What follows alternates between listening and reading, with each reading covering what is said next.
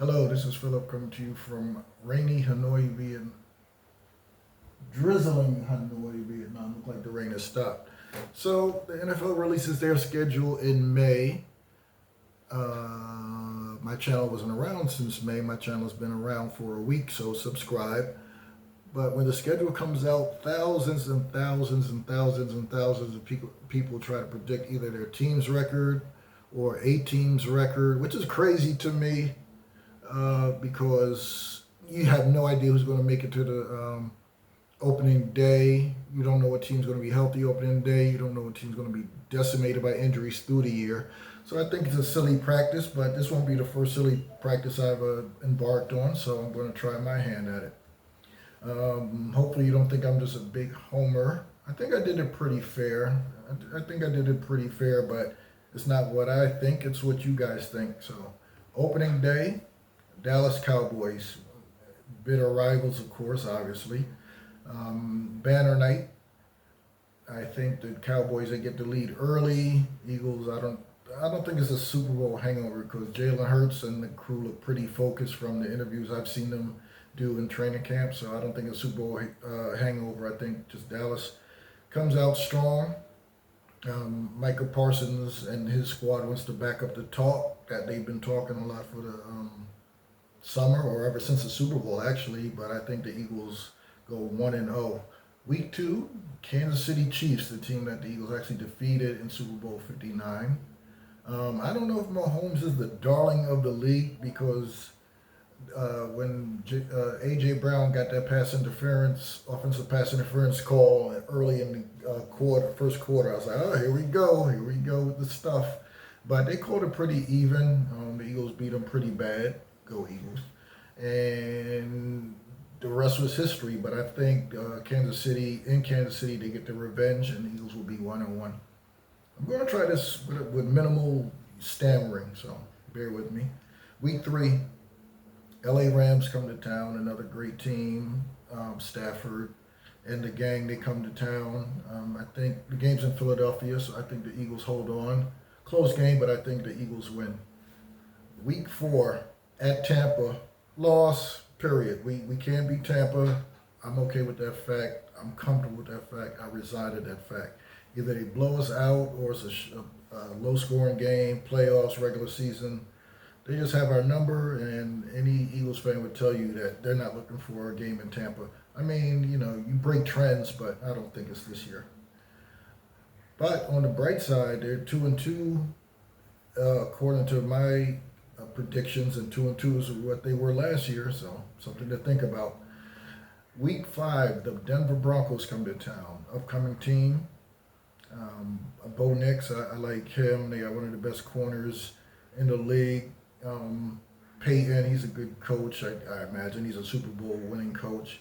He didn't get along with Russell Wilson too well. I didn't like the way he showed Wilson up on the sideline, but that's neither here nor there as far as these predictions go. But I like the Philadelphia Eagles, and I like the Philadelphia Eagles to be 3-2. Next would be the New York Giants. The Giants, that's another reason, like it's hard to predict because we have no idea who the Giants quarterback is going to be in week 3. Is it going to be the rookie from Ole Miss? Is it going to be Russell Wilson? Is it going to be famous Jameis? We have no clue, but I think overall talent, I think the Giants will win no matter who's under center for the Giants. So after that, they go to Minnesota. Now, this is one game this was like one of the hardest games to pick on the schedule because Minnesota, they had a great record. I don't know how J.J. McCarthy's going to look, but I did pick the Eagles to go up to Minnesota and win. They have the Giants again in week, I guess, 7. So they have the Giants week 7. I don't anticipate the Giants getting better in 14 days from the previous Eagles meeting. So I'd like the the Eagles again, and I like the Eagles to be 5-2 going into the bye week. Now, after the bye week, they go to Green Bay. Another tough game. The Eagles have a pretty tough schedule this year, I must admit. But I think that the Eagles can hold on in Green Bay. They beat Green Bay twice last year, once in Brazil, once in the playoffs. And they look pretty good against Detroit. the first game, both teams were pretty sloppy because of the start of the season. But Eagles, their defense was pretty strong against them in the playoff game. So I like Eagles to beat them. Another game where you could be like, oh, you're a homer dude, but Detroit comes to town. I believe that the Eagles could win. I think the Eagles just have more talent on defense. I mean, Hutchinson's a beast, but we don't know how far along he'll be from his injury recovery. They have great offensive talent, but I think the Eagles could win. Luckily, the game's in Philadelphia, so I think that gives them the edge. Next is Dallas in Dallas. Now, very rare does one team sweep the other. The Eagles swept Dallas last year. Jerry Jones, that was a big storyline with the Sun and CeeDee Lamb and stuff like that. But I think the Eagles go into Dallas and win again. So that would give them an 8-2 record. But now here's where the calamity starts. Every year, if you're an Eagles fan, every year they have a game where you'd be like, how the hell did they lose that game? You're like, it's unbelievable. They yearly, even last year with Atlanta, that I think was the first Monday night game, week 2. You're like, how the hell did they lose that? This week is one of those weeks. They lose to the Chicago Bears at home.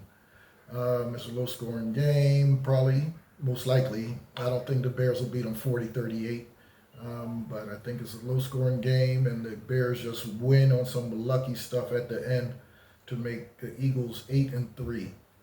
So that's my upset special in July. You see how stupid that is?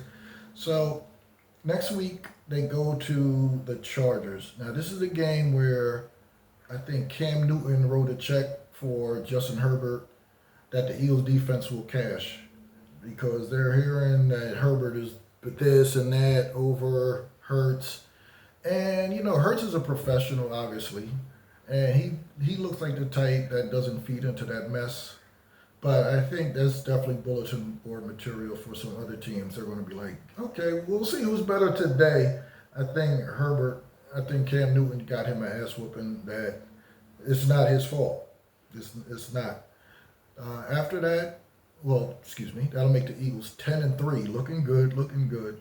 After that would be the Raiders. Raiders, they definitely have pieces. The tight end, his name escapes me, but he's great. They have the new running back. They have some talent. Geno Smith from the Jets and Seahawks. So yeah, they have Geno. They have a great running back.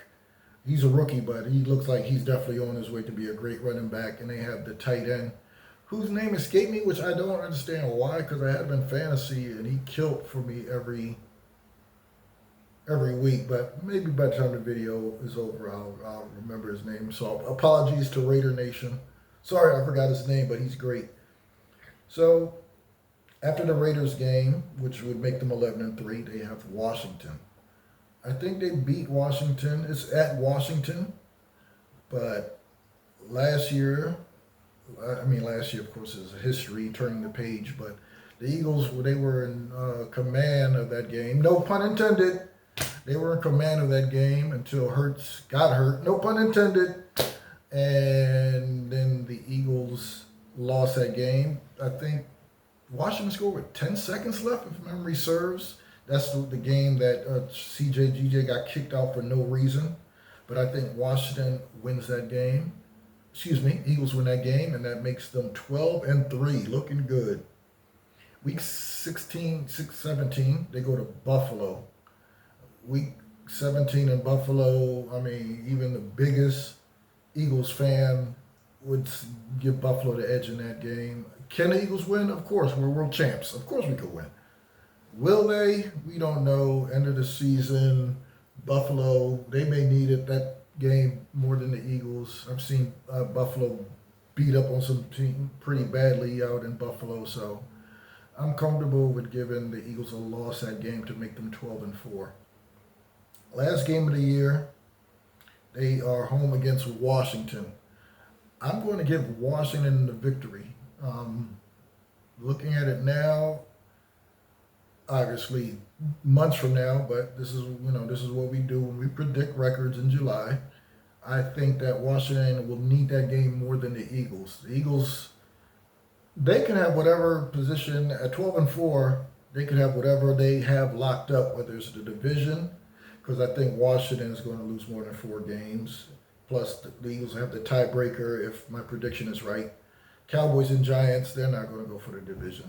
So if the Eagles have everything sewn up, they're definitely benching half the team, starting second and third stringers for that game. Washington may blow the Eagles out, and then, the sky will be falling for Eagle fans. It'll be, oh, we're lost 2 in a row going to the playoffs. But in Nick we trust.